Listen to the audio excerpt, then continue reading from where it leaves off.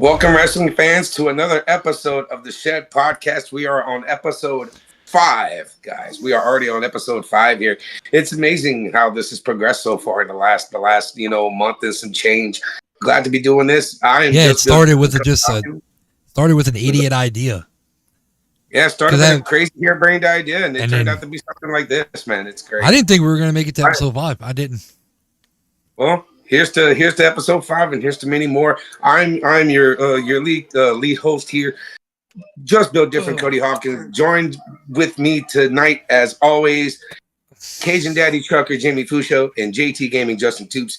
We have a heck of an episode tonight, and hopefully everybody's here. Feel free to drop your comments, like, share, subscribe, and tell everybody about the Shed Podcast. This is mostly WWE based, and well, we like to do things a little off the beaten record when we start off the show, as always, with our news from around the world. So, guys, Jimmy, get ready for this. Jimmy, do you have the YouTube pulled up? Yes, I do have it pulled up. So that way you can pay attention to the chat. All right. Yep. All right, and also remember, like, share, join us October 5th for WWE Bad Blood. We're going to be doing a live. We're going to be doing a live podcast again, pre-show. Prior to WWE Bad Blood. Be sure to like, share, subscribe, and talk to us. Talk to us in the comments during the live, and your name will be entered for a chance to win one of our PLE cups that are made by our sponsor this evening. So, with the news around the world, let's get started, man. Dustin Rhodes starting up a new independent promotion via a social media post he put earlier this week. Naming it the Rhodes Wrestling Association, RWA. The first show will be on Sunday, November 21st in Leander, Texas. It's going to be called Texas Fall Fury inside the Rhodes Wrestling Academy. Let's see. Moving forward, Seth Rollins appeared in a Chicago Bears game, Rocket Bears jersey. And he got thrown over the barricade. Yeah, he got thrown over the barricade by former Indianapolis coach Ty Hilton. That was a nice little way to kind of, include a WWE superstar during the Colts game. At the same time, that's why they also made the announcement that the tickets for the Royal Rumble that will be happening in Indianapolis are on sale in February. So, yeah, the show will be. Wait, it's the beginning of February. They're doing Rumble. Yep. That's what I thought. And then I think tickets for WrestleMania went on sale too soon. And also, Logan Paul had his baby today. So congratulations to Logan. All right, big congrats to him. MVP made his AEW debut in a promo with Prince Nana in regards to the injured Swerve Strickland. So welcoming MVP to All Elite Wrestling. Bringing in the Hurt Business into AEW. Yes, they said that he's been signed. It's just they didn't know when they were going to debut him. And right there was the perfect time to put him up for debut. Absolutely. Well, they put him up for that debut because it's being rumored that Swerve Strickland will be in the new Hurt Business. Now, whenever it comes to everybody who knows WWE and the Hurt Business from there, wasn't really the Hurt Business. After Bobby Lashley and MVP left WWE, there was notifications that I received where they actually started trademarking the Hurt Business. So that is no longer traded by WWE. It's actually being traded by Bobby Lashley or MVP. And I heard that Bobby Lashley might be All Elite soon. Oh, he will be. So I believe you're going to have Bobby Lashley, Shelton Benjamin. I had something I sent to you guys. What's I don't think don't put Lilo Rush in that. Please don't. Wait, what? Leo Rush. He needs to go ahead and stick with his. He's done tremendous work in New Japan, and he's been in who? Leo Rush. Oh, I thought you meant Bobby Lashley. I was like, nah, he's a Texan now. No, Leo. Talking about Leo. No, he's done tremendous work in NJPW, and I prefer him to stay there. I've seen him in WWE. Not AEW recently. I didn't like him in there. He doesn't perform the same way he does in New Japan. His style's different. His demeanor's different. How he looks is different. It's a hybrid cruiserweight. He's a hybrid cruiserweight. What do you expect? But also, he's also been appearing at Game Changer Wrestling pretty often as well. I've been watching a lot of the iPay-per-views, Fight TV, Triller, and been watching Game Changer Wrestling with my buddies Billy and Ashley from the Wrestle Gamer show. like 2 or 3 nights out the week, we'll end up watching like other independent and other federations.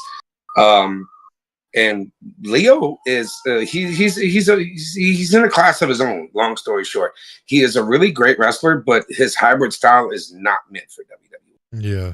Well, it's also the thing about Leo Rush is he also, I mean, no disrespect towards the man, he's phenomenal in what he does, but he also has a little bit too big of a head for himself. He's just like some other wrestlers that we've talked about before, where their level there's different levels whenever it comes to being in the industry. And Right. Leo Rush thinks he's on that top tier level that Brock Lesnar, that Undertaker, that Triple H, that era. But I mean, no disrespect towards him, he's not really on that level. Yeah. And I'm sorry if it comes off that way, but like It's understandable. he's not.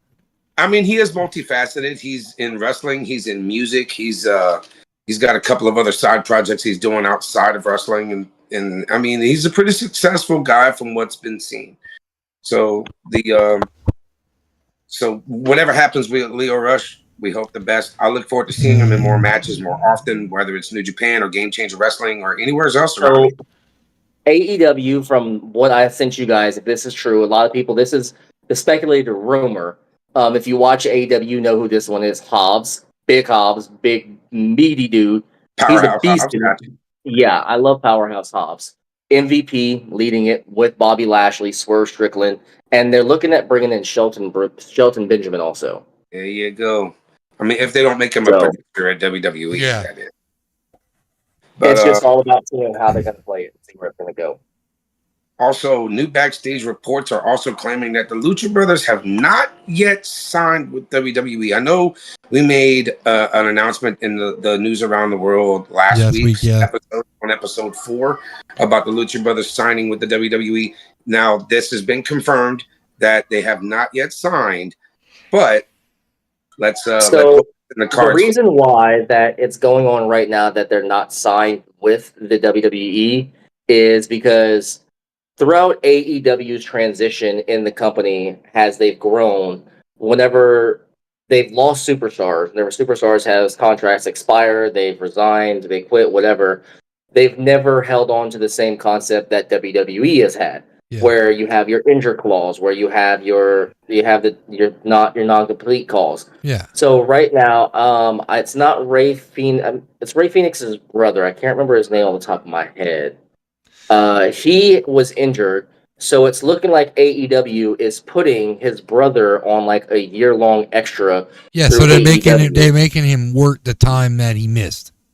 Right. Correct. Yeah. It basically compensates for the time he missed out while being injured. Yeah. Now, it's been said, Lucha Brothers, I mean, Ray Phoenix has said on multiple times, he's not going anywhere unless his brother's with him.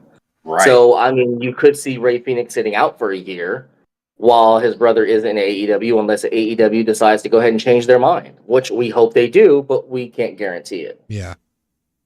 It would be nice to see them inside of WWE, because I believe that in WWE they can do a lot of work. They can take the actual tag team division and transcend it. I have a question for y'all. Go for it. So, Jim, I know you go to work at what time? Myself? Yeah. I work Monday nights to Saturday mornings. Friday. Friday, I go in at my about 10 to 11. What time do you normally wake up? On Friday? Yeah. So I get up. Because I was thinking, and you guys, I'm not into doing this because you got to be. I'm not gonna actually show it, but I'm thinking if you're up, we can do a special live reaction to SmackDown. Like, get on. We all view SmackDown at the same time, and we react and talk about the show as the show's progressing. Just to give it a shot. Just a little sneak preview, but I don't know what time you're going to wake up. SmackDown starts at 7. It's not the point of me waking up. It's the point of my going back to bed. Because I wake up, I go home, and I take a nap. And I sleep for a little bit. But I always go ahead and take a power nap before I go back. But if SmackDown ends at 9... I can still take about an hour and a half power nap, and I'll still be good. So yeah, I can work it around my schedule. Because what I could do is with y'all, I can screen share SmackDown, and we can watch it all together. and we can react to it. I just won't show it. The voice of the show will be on stream, but the video won't, so we won't get copyrighted. Yeah, so we'll have the audio. We'll have the audio back on it, and we can just live react, talk about this, talk about that, but we'll see. We'll see how it rolls. It's just an idea, maybe so. But okay, moving on. I'm 100% down for that. I can work it around my schedule because, like I've said on multiple occasions, hey, I'm here for the podcast, and the podcast here is for us. I'm down for it. Well, we'll figure it out. All right, moving into other news. SummerSlam 2025 will be presented as a 2-night show for the first time ever, August 2nd and 3rd. What is y'all thoughts on that? Do you think SummerSlam should be a 1-night event or a 2-night event? Well, my honest opinion on here being that, there's such a big card. Having WrestleMania as a 2-night event. Yeah, that makes sense. Yeah. It showcases everybody. But also, again, think about it. That's one of the big four. Yeah. I personally believe the big four should always be a 2-night. I agree with that. Every single one of them. Especially the Royal Rumble, because the Royal Rumble, you have the women's pay-per-view. Yeah, well, you can do the women's and you can do the men's the next night. Yeah, exactly. That way they both have a chance to main event. Yeah, or that way they both have a chance to main event. Yeah, I agree. I think that you should have it for the women's aspect of letting them showcase the women's division for one whole night. Like, I know that we had the Evolution pay-per-view and it didn't. We actually really talked about bringing that back. They're trying to bring that back. Talked, yeah, but there's no confirmation of it as of right now. The chances of that happening is the chances of WWE Europe being started up. Trying to bring back NXT UK. Speaking of, before I forget, this is probably gonna happen, but probably not. When maybe. Okay, no, I'm going to discuss this off the podcast. I don't want to do it in the podcast. I'll tell you. Okay, remind me when we go up there. I have to especially tell you about it. Gotcha. Jimmy already knows. All right. Also, former WWE talent Xia Li debuted on TNA Impact this past Thursday under a new name of Li Ying. Had a really good outing for her TNA debut, and look forward to seeing more from her in the not so distant future. Cody Rhodes has made a huge merchandise milestone. Fanatics, the merchandise company Fanatics have acknowledged Rhodes being in the top 5 in sales. Holy crap! Right. I can believe it. Can you imagine that merchandise paycheck? God. They probably can't even give him the paycheck. Probably direct deposit everything. Pretty much. Brandy's just sitting at home like, ooh, money. Right. I'll save the best for last here. Well, it depends on how you see this. The Mr. McMahon premiered this past Wednesday. Bruh. All 6 episodes were released at once in this docuseries. But at the same time, this was a great series. This series killed it. He tried to buy the rights because he didn't like the way they portrayed him. Dude, so many secrets came out. Oh my God. Even did you hear that he had the audacity when he said that he was gonna run a storyline where Stephanie was pregnant and he's the one that made her pregnant, and then all of a sudden he's like, oh, it got canceled. What the hell is going on with that family? Like, bruh, that's about as if that's not a way to attract the Mud Show fan, if there ever was a way.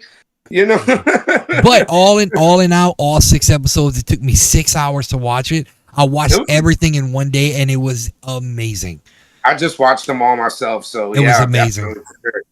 Just to hear the stories of the Attitude Era, our era, it was sick.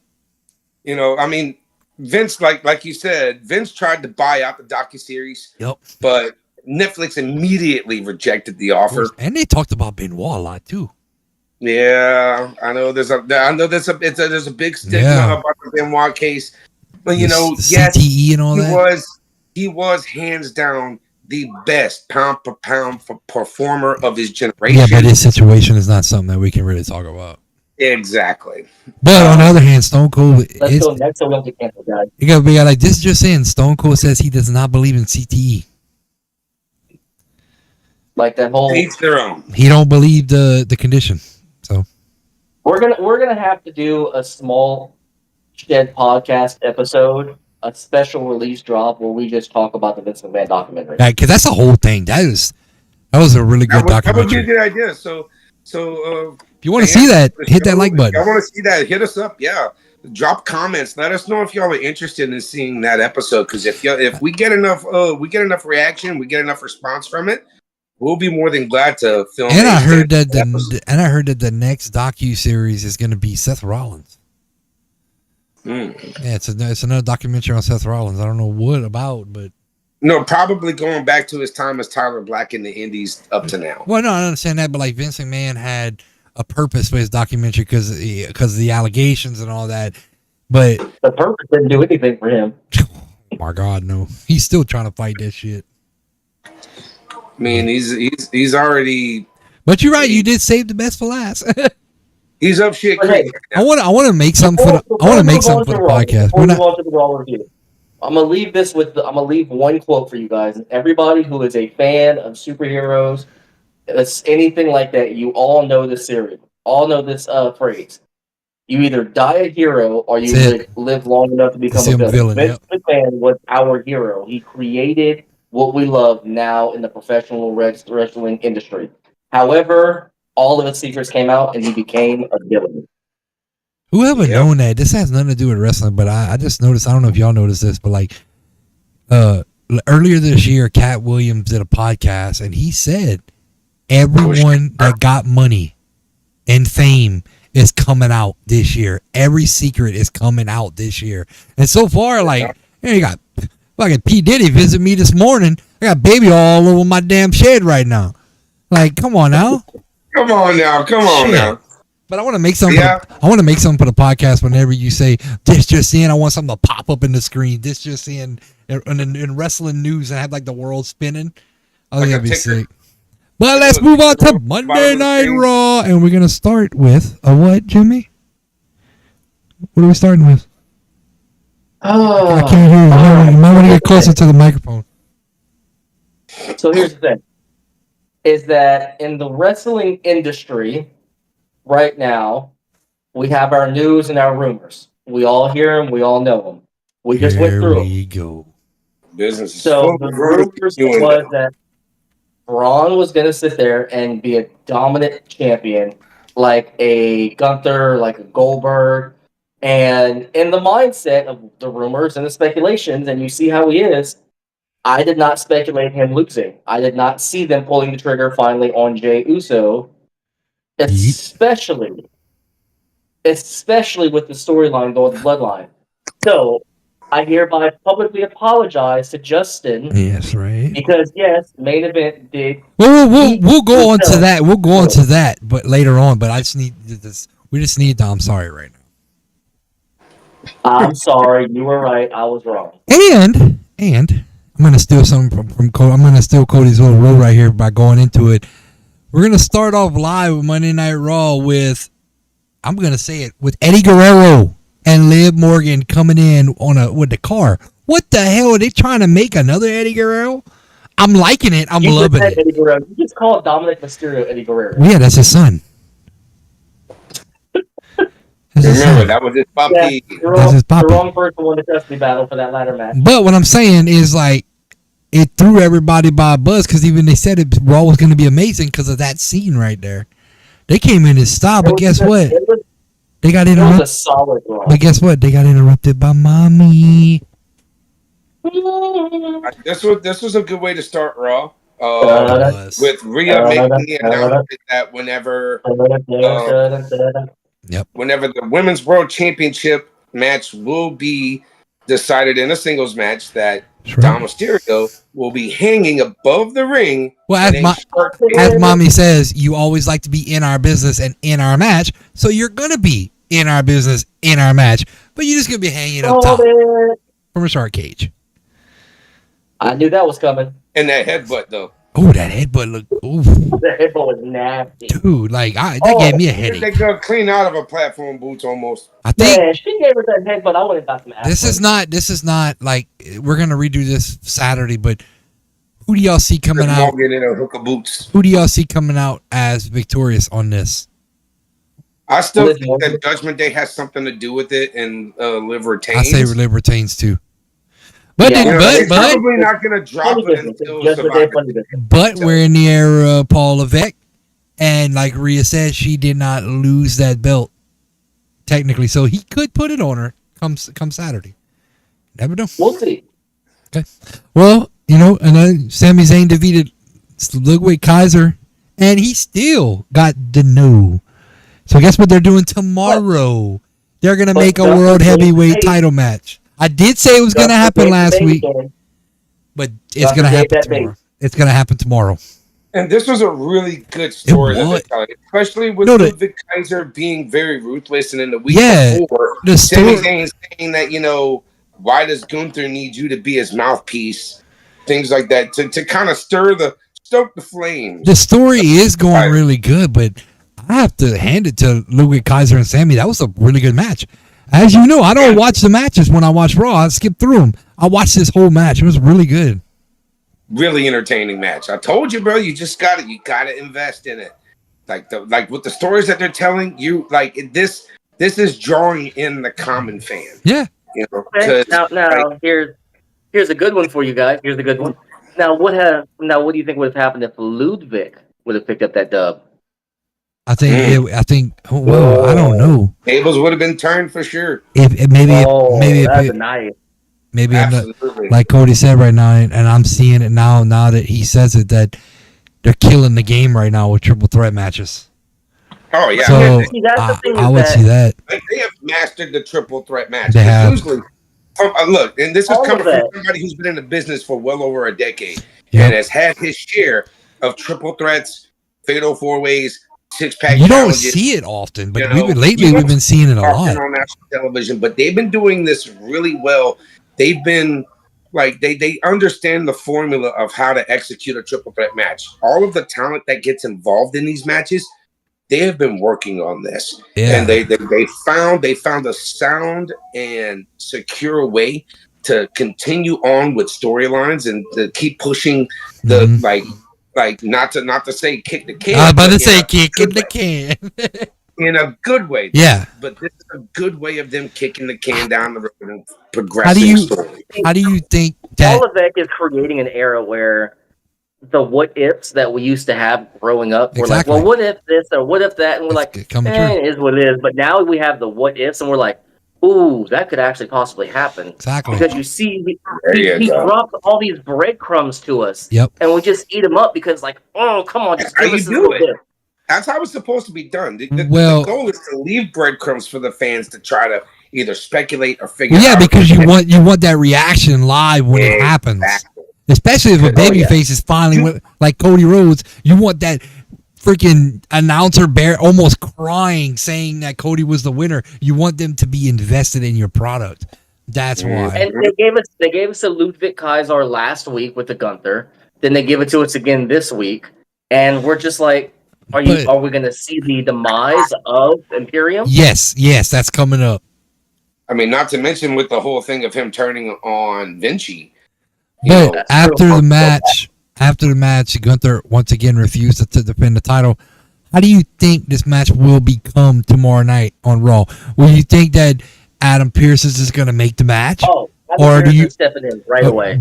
Or do you think that Sami does something to Kaiser, maybe jumping backstage or something, and to get the attention of Gunther, and Gunther finally accepts the match? I'm thinking some kind of promo in there has to be a way that Sami gets under his skin. I think so too. I don't think Adam's going to make the match. Sami's going to bring up how he went through, hellfire and brimstone at WrestleMania. Exactly. For the Intercontinental Championship. And maybe if Sami threatens to hit that brainbuster off the turnbuckle again, make him relive that memory. Yeah, that was a good move. Threaten him and make him relive that memory, that it'll piss him off. It's going to push Gunther to the point where it's like, you know what? I want to prove you wrong. I accept. That would be a nice push. That would be a nice pivot to that situation. Well, I'm going to continue doing this for Raw. You can sit back and relax. I'm going to let you do NXT. Next match, we have Dragon Lee defeating Carlito. But in a huge surprise, Rey Mysterio comes out of nowhere to neutralize the Judgment Day. So Rey Mysterio getting involved yet again. with his son in Judgment Day business, but mainly with his son. Honestly, I don't know about y'all, but I don't think Dom is going to turn babyface anytime soon.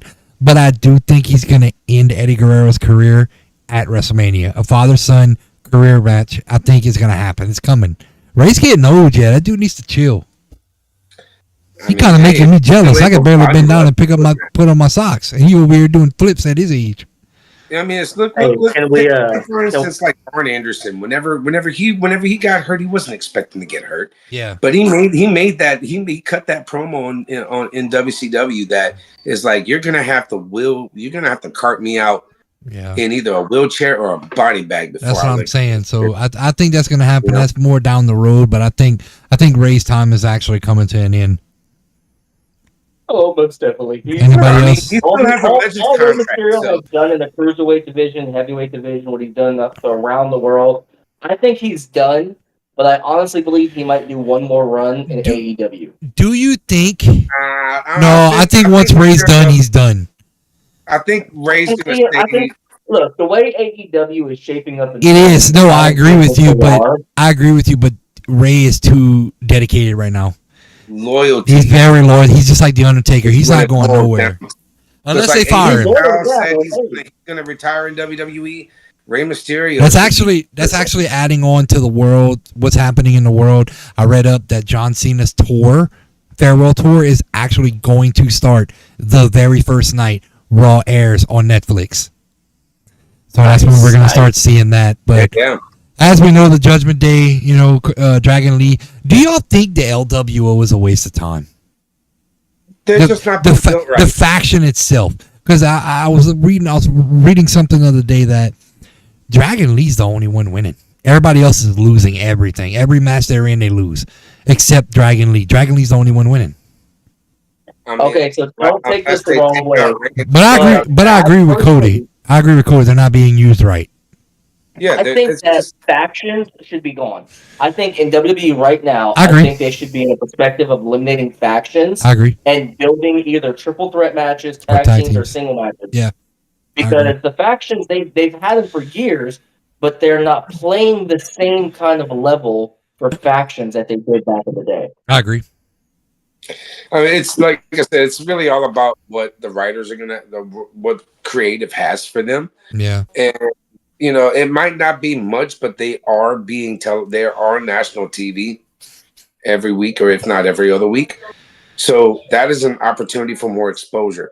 It all boils down to maximizing your minutes. Yep. Doesn't matter 30 seconds or 30 minutes. That's what I tell my wife. Doesn't matter. The only positive faction going right now in WWE, in my mind, is the Bloodline. Yeah. And even that one is starting to dwindle. Well, we'll get to the Bloodline a little bit later, but next match, it's supposed to be Bronson Reed against The Miz, but here come Braun Strowman right as Bronson Reed was going to make his intro, and they fought all around the arena. Cody, I'm going to need you to say that thing you always say with the big meaty men or whatever. Oh, the big meaty men slapping me. Yeah, that's gonna happen. They are promoting. We need to No, that's tomorrow. That's tomorrow night on Monday Night Raw. We're gonna have. We're getting a free pay-per-view match. We are. That should have been added by. Once again, another match that should have been on a pay-per-view. Right. Like, but I'm okay with that. I'm okay. Matches the last few months. But that's okay, though. Triple H is leaving your main PLE matches that we all want, we all need on the PLE. These are matches that he can hype up and give to us before the PLE that make us more attracted to go and watch Raw. Yeah. See the build up to the PLE. Well, Raw's going to get torn apart tomorrow. It also builds suspense for the PLEs. It does, actually. Yeah. They are producing PLE quality matches, but look, at the same time, they make this the last match. If they don't make this last Monster Standing the last match, then you might as well go ahead and cancel Raw because there ain't gonna be nothing left. Bro, but the promo for this, the King Kong versus Godzilla promo type, that's so awesome. Exactly. Anyway, that's exactly what it is. Moving on. Another immovable object and irresistible force situation. Right. Moving on, we have the promo with Drew McIntyre when he promised to take CM Punk to hell. I didn't really watch this promo, to be honest with you, but I did see stories that CM Punk was in the building, and his dog was there too, Larry. But anyway, that's nothing. Did y'all what are y'all thoughts on this promo? It was the exact same kind of promo that was cut last week with CM Punk. It was both those had the exact same kind of promo. Face intensified. I don't think they're gonna do a face-to-face promo tomorrow night. I think that if they do one, it's gonna lead out to some fist. Yeah, well, of course, everyone. It's gonna be a pull apart if they do. Yeah, I agree. Now, this whenever Drew did cut his promo. What security guards are they gonna have left if they're gonna do a pull apart for next week? Because look, Bronson Reed and freaking they fucking murdered all the local jobbers. Exactly. Yeah. That's what they do. Killed them last week. Oh shit. You know, they booked the jobber security so that Yeah, it's gonna be. I think it's gonna be match of the night. I don't really think it's gonna be match of the night. It does hold a lot of potential, but they're still probably gonna do. Oh, excuse me. They're still gonna do. That's contagious as shit, dude. Ugh, you got me yawning over here. It's been a long day. I've been up since 5 o'clock this morning. Dude, my son too. He woke me up at 5. I'm like, my nephew came to sleep last night, but the first time. Folks, we apologize. That's because you have no vehicle right now. That's why you slept like a baby. I slept like a baby. If you would have a vehicle, you'd be on the road. No comment. Okay, well, next match, of course, I didn't watch. Damage Control defeated the Unholy Union. They're doing a lot with the Unholy Union right now. Yeah, they're trying to get those tag straps back, but also Damage Control's trying to get them back as well. Yeah, it was a decent match. I kind of watched some of it. No, I'm sorry, but last week's match with Io and Bianca. Oh yeah, that is still one of the best women's matches I have watched this year. I agree. All right, guys. So here's my non-PG saying of the night: the Unholy Union is something you'll go ahead and see and search on Pornhub.com. Wow. Damn. Man, yeah. Next one I think was like a throwaway match kinda. With the Creed brothers defeating the New Day. I think it was just a little. It's kind of building a story with the New Day a little bit, just to kind of throw them an opponent. It felt a little underwhelming. But it just I forgot to mention that though. They did an interview and Big E said that he would be okay with the New Day splitting up. He did. If it was an applicable way. Not the way they're doing it, but if it was a good split. He did. Up. He did also say that these men know what the hell they're doing. And they don't need him to go in there and give them advice. If they want the split's going to happen. And guess what? The split is happening at the 10-year anniversary. And their 10-year anniversary is coming up. But the Creed brothers defeated him once again because, as you know, they're going to make him keep losing because that's going to piss off Xavier Woods more and more and more. And it pissed him off so much that he called Rey Mysterio out backstage. And tomorrow, we're set for Rey Mysterio versus Woods. And I don't know. And they built more to it because it was basically Xavier Woods telling Rey Mysterio, yeah, you don't have time for me because I'm not Finn Balor, I'm not a former world champion. Exactly, yeah. And then to get Kofi Kingston, you're just taking the side because you're a former world champion too. I think Woods is just losing his mind. Woods going to be the heel in here. He's going to lose his mind. Cross storyline. Yeah, I wanted to carrying over without that. I wanted to show that I saw a while ago when I was looking through the results that Karrion Kross is getting into Miz's head right now in a promo. Yeah. I didn't see the promo. Yeah, but the backstage. Yeah, I didn't see that promo. Yeah, Karrion Kross is doing what he can do best. He's basically manipulating the minds of what we call the mid-carders that really don't go up to the main eventers. He's manipulating the minds. Yeah. And be like, hey, yeah, the reason why you're not really at this level is because this reason and this reason. Yeah, I hear you.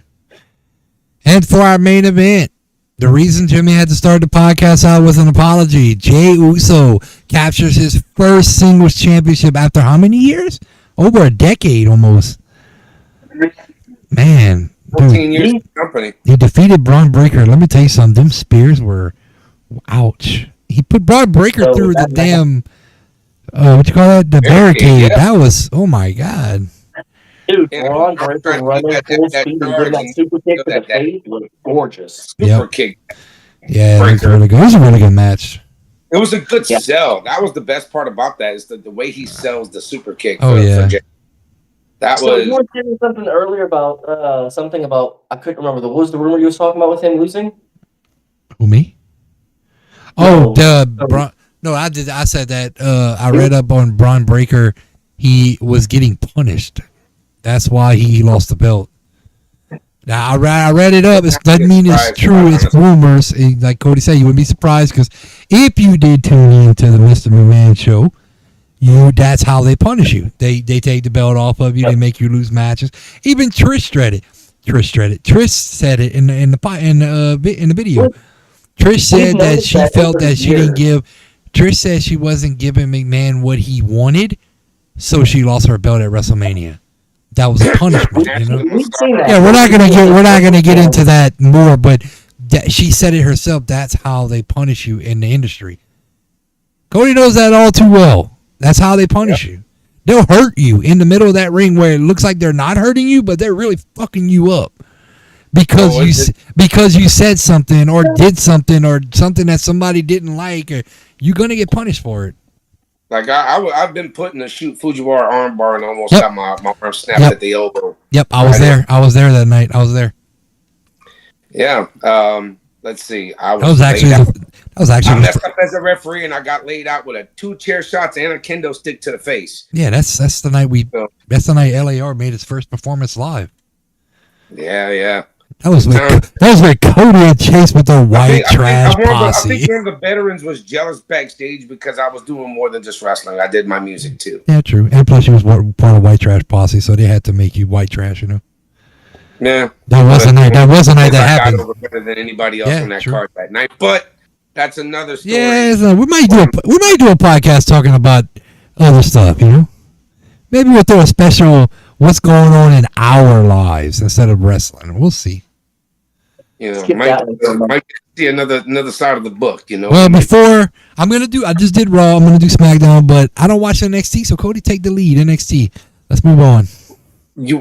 Can I be real with you? Why? What's up?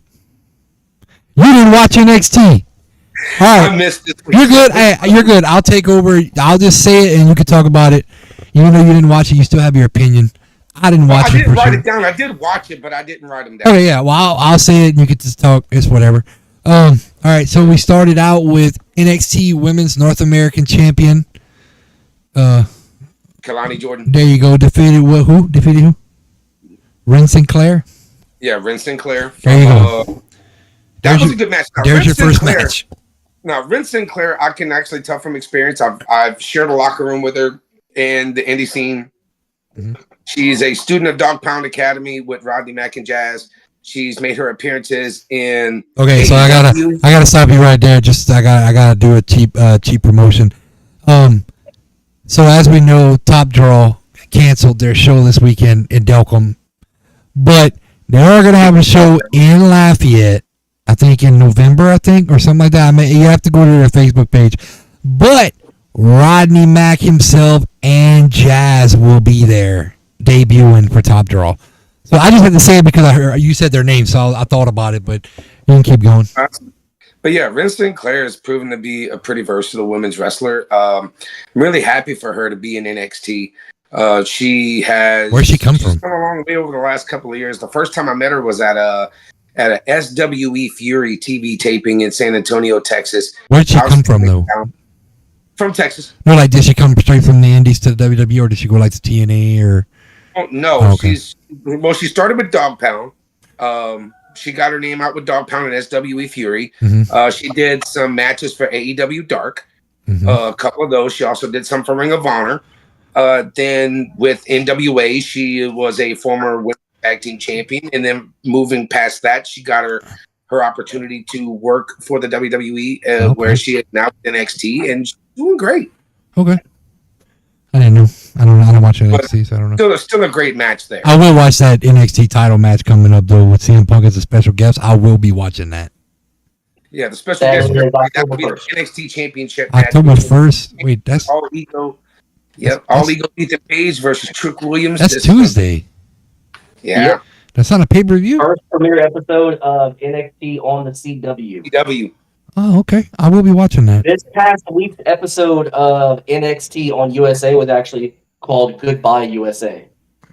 Okay. Yeah. Okay.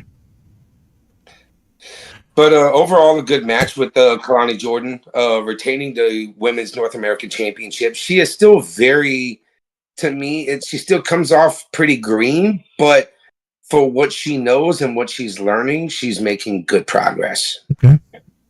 Kalani Jordan? Yeah. Yeah, she you can tell her greenness, but you can tell her progression because I've seen a couple of her matches. I've watched her, and you can tell how she's progressing. Whenever she first started, she was as green as your shirt is. But you can see how much she's grown. Your shirt kind of bright. I'm kind of blinded by it.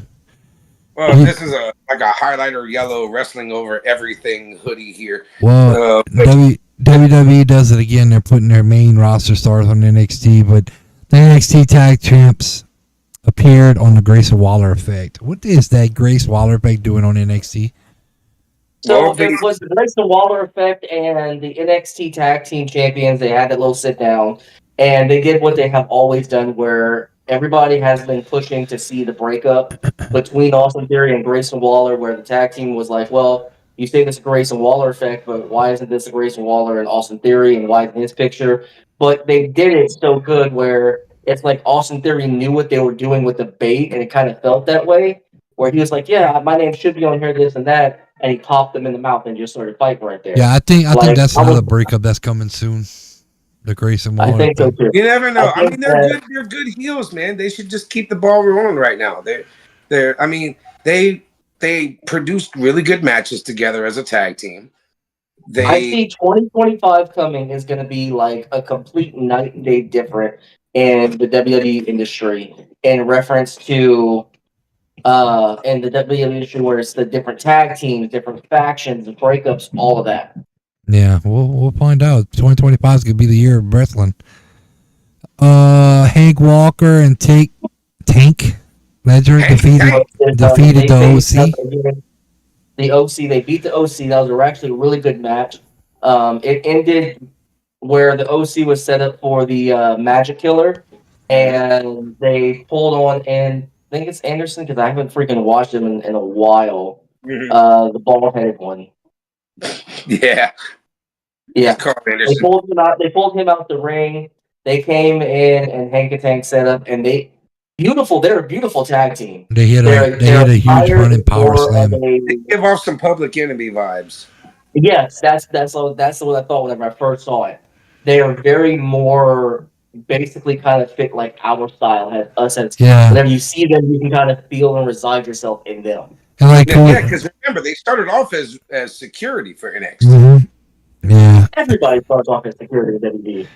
And then like Jimmy says, it was Goodbye USA, so they had like a bunch of promos looking at incredible moments on the USA Network and stuff like that. Then the next one was Oro Mensah.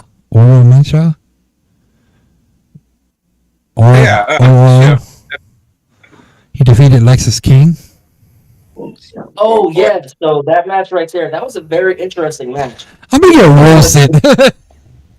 The ending which actually got me the most is because Lexis King, who's known for his shady business and shady ways, went for the pin. He was actually set to get the 3 count because he had his feet on the bottom rope. Oh, that's the picture I'm looking at right now. And he's like, "No, I'm not winning that way. I'm not winning that way." And the other person pinned him and won that way. So I said Mitchell didn't mind at all, though, as he probably put his feet on the ropes to gain the leverage and defeat the Stunning King. Yep.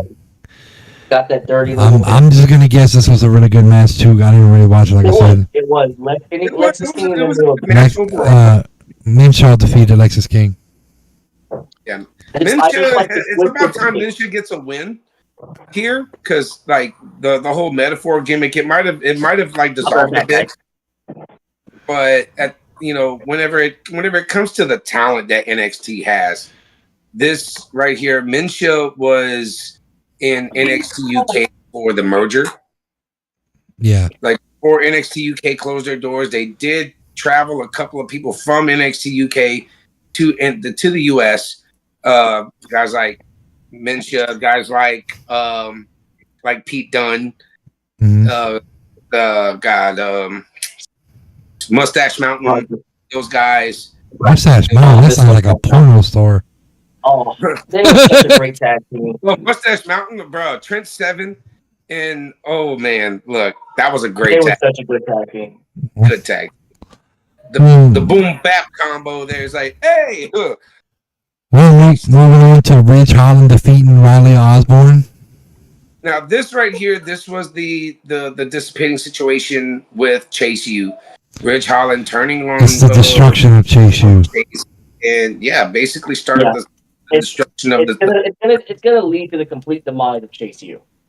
Chase U will be officially be done.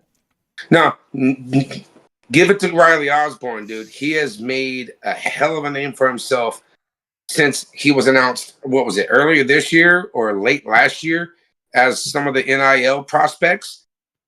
So Chase U, however, Chase U is more like the bloodline of the NXT. Okay. That's the best way to explain Chase U. There ain't no about it. If you think about it, the main faction of NXT so I don't know. is Chase U.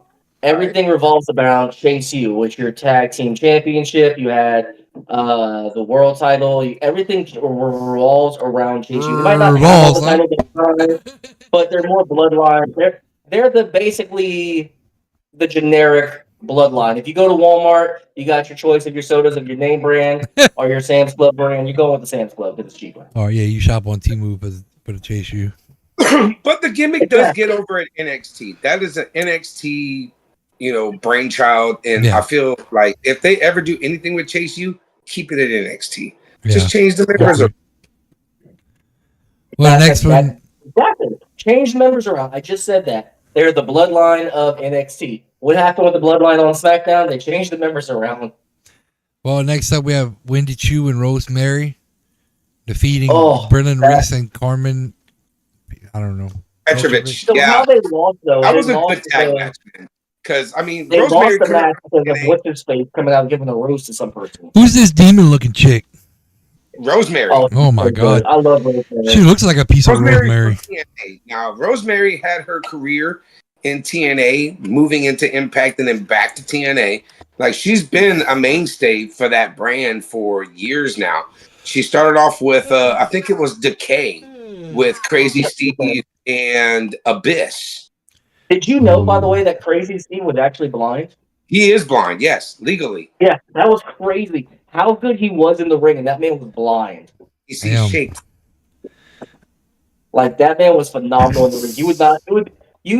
I highly look on YouTube and look up some Crazy Steve matches, and you'll see his match. You'll be like, "There's no way he was blind. He faked it." Legally, he is though. Like that's a shoot. He is legally blind, but able to wrestle. That is a gift. That's a very rare gift. Oh yeah, for someone to have in the business. Well, I like how Wendy Chu was kind of like, if you look at previous Wendy Chu compared to now, I like the takeover of Rosemary. Rosemary's basically like a zombie that bit Wendy Chu, and now she's slowly becoming a zombie also. Right.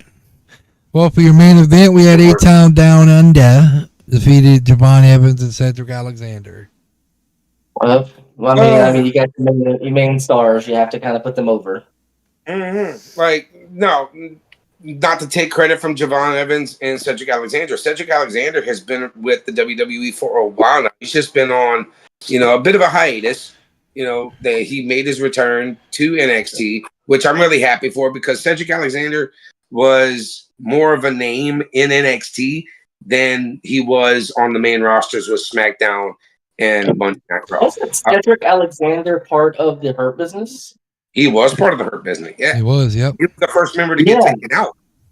He was with Cedric Alexander. True. I mean, Shelton Benjamin. Yep. Shelton Benjamin took him out. Right.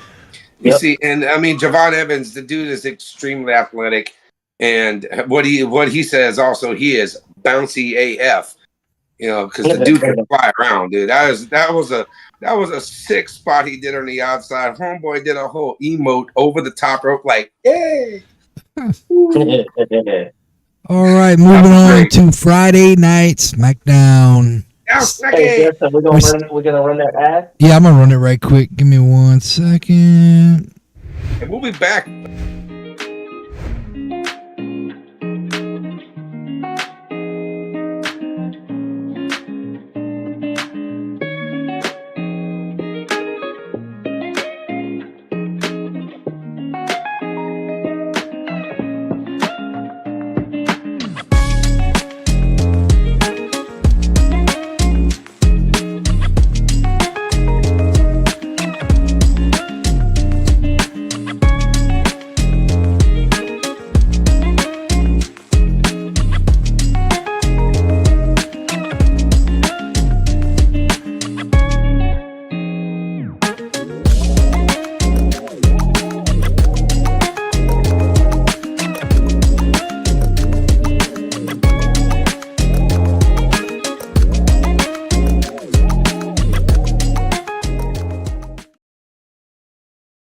update the weekend.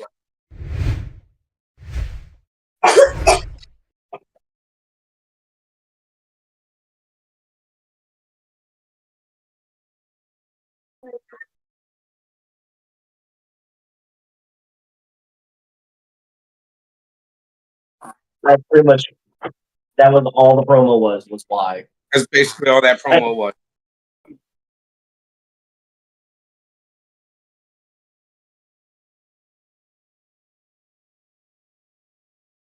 I don't see a Kevin Owens feud with Cody Rhodes. I think I see a Kevin Owens feud with Randy Orton.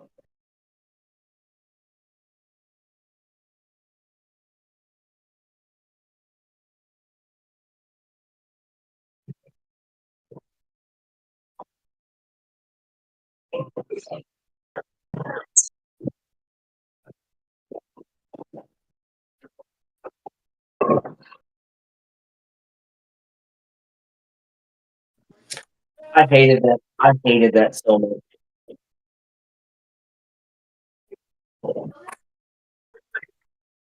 I was thinking triple threat. I was hoping for that. I was hoping we all called that. I said something about Tiffany Stratton coming in and doing some interference to go ahead and cause that triple threat. Because it should have been a triple threat. Bailey should not have gotten a clean pin over Naomi. There's no way. Naomi must have done something wrong to go ahead and cause this.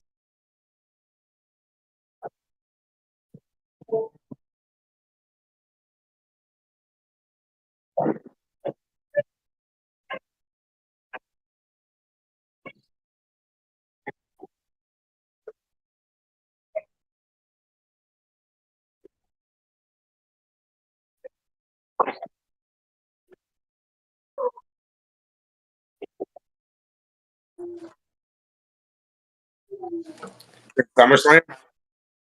I Oh, would yeah. gladly take a bloodline. I'll gladly take a bad blood cash in. Both of-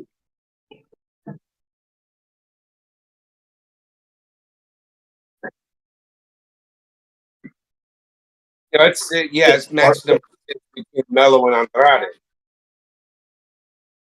Keep bringing them to it. Look,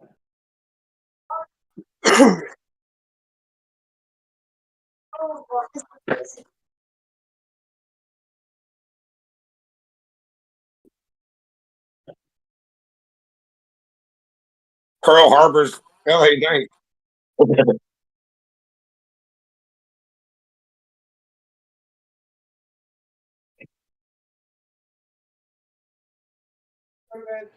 Like, so hella spots, man. Hella spots. LA triple threat. Best of 7? Because they're tied at 3 apiece now.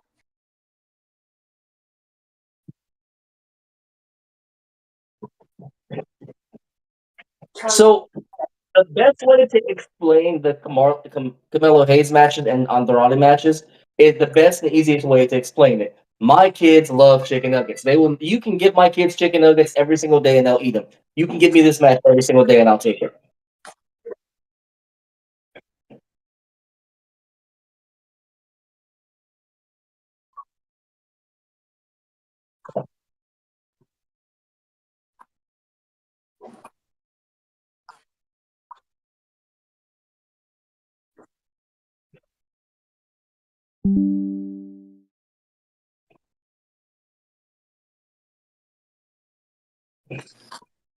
I agree.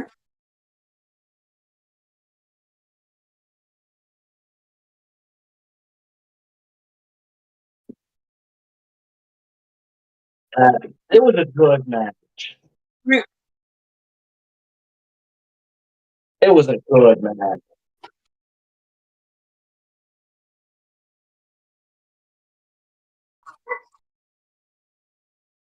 This is That's good. easy. You know, so Chelsea Green did a promo where she's like the dumpster promo.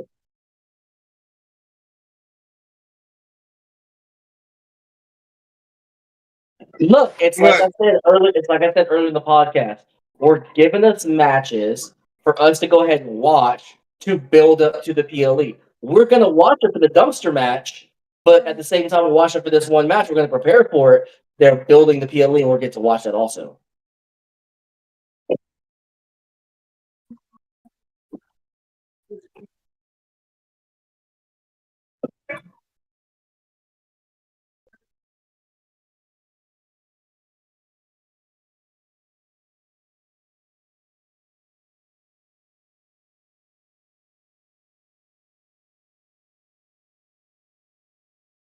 Nah. Please let them lose.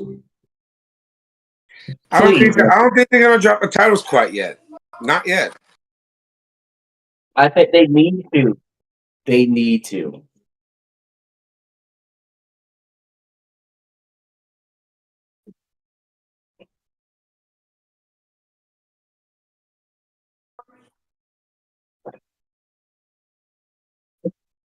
It built more and more to it. You saw that whenever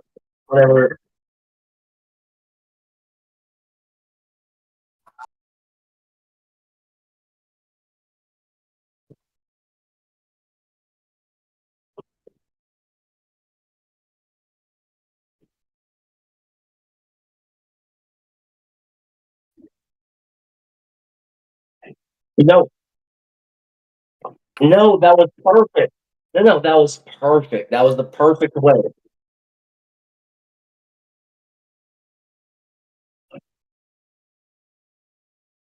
Exactly. It's all about perspective. Kevin Owens saw one thing, and they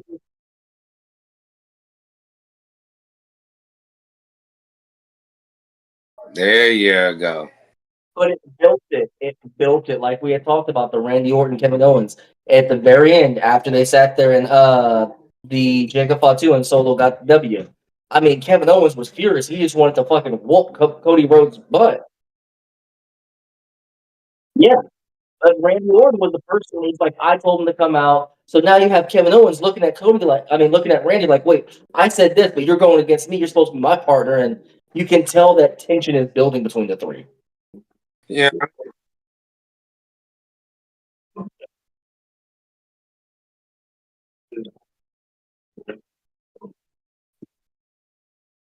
Yep.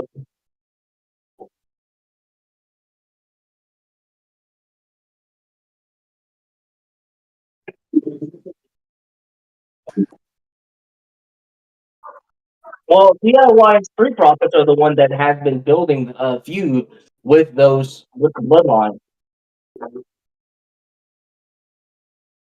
Once again, like I said, you're gonna watch SmackDown for those matches, but Triple H is gonna build that PLE up for you so you can go ahead and see more. It's a learning process from back whenever we were watching wrestling and we wasn't getting these free kind of matches and we're just waiting and we had to go to the pay-per-view. So we'd sit there and we'd be like, oh, well, I'm not going to watch Raw or SmackDown right now. I'm just going to go and bypass. I'll go ahead and look up online and check the reviews are like we did back in the day. I'll talk to my buddy that might have watched it the night before and talk with him about it. But now this actually gives us a reason to want to watch. They're building the PLE by giving us basically free PLE matches. I mean, it all boils down to long-term story building, man.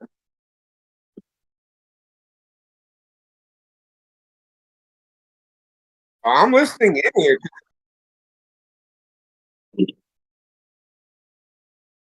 Well, we want to thank y'all for coming out to this episode. Be sure to tune in with us next Saturday, October 5th. Pre-show, 2 p.m. Central Standard Time? We're starting at 2 p.m. Central Standard Time, sharp. Now, there may be a chance I might not be there, but if I am, you guys are going to know it.